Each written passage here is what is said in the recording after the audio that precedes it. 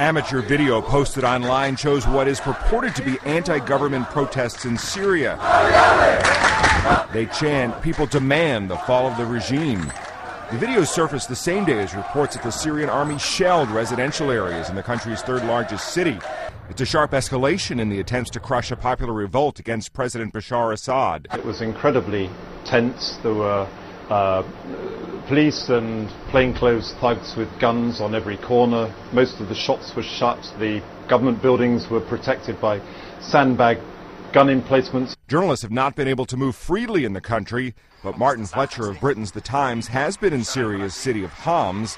He was also briefly detained by the government. Quite clearly, the regime had been going around the streets of Homs, arresting any young man of fighting age and putting him into this and presumably other detention centers. A human rights group says more than 750 people have been killed since the crackdown began. Thousands have been detained.